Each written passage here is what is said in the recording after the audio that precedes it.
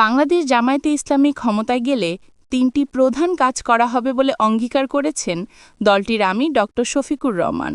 তিনি বলেন, আমরা বিশ্বাস করি ৫ বছরে উন্নয়নের বুলেট ট্রেন চালু না করতে পারলেও উন্নয়নের এক্সপ্রেস ট্রেন চালু করতে পারব। জামায়াতে ইসলামী ক্ষমতায় গেলে কাউকে দাবি আদায়ের জন্য কর্মস্থল ছেড়ে রাস্তায় ১ মিনিটের জন্য দাঁড়াতে হবে না। ইনসাফের ভিত্তিতে যার যেটা পাওনা সেটা তার হাতে তুলে দেওয়া হবে। আমাদের প্রধান অঙ্গীকার তিনটি উল্লেখ করে ড. শফিকুর রহমান বলেন, প্রধান ফোকাস থাকবে ভাঙাচোরা শিক্ষা ব্যবস্থা আমরা রাখব না।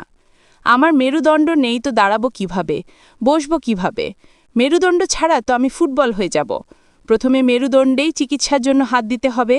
যে শিক্ষা অনৈতিকতা তৈরি করে, মানুষকে দুর্নীতিবাজ বানায়, মানুষকে ইতর প্রাণী বানায়, সেই শিক্ষা আমরা দেব না।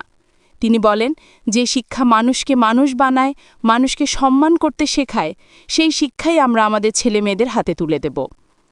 নৈতিক ও বৈশ্বিক শিক্ষার সমন্বয় ঘটানো হবে, যাতে শিক্ষা জীবন শেষ করে সংশ্লিষ্ট কাজ পেতে পারে এবং কেউ বেকার না থাকে।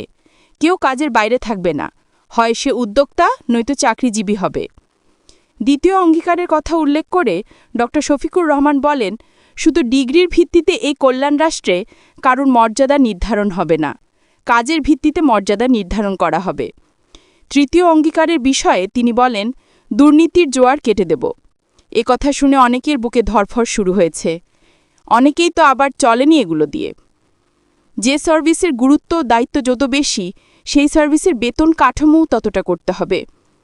সাংবাদিকদের প্রসঙ্গে ড. শফিকুর রহমান বলেন, আমরা ক্ষমতায় গেলে সাংবাদিকদের সাহসিকতার বিকাশ ঘটানোর সুযোগ দেব, সেটা আমাদের বিপক্ষে গেলেও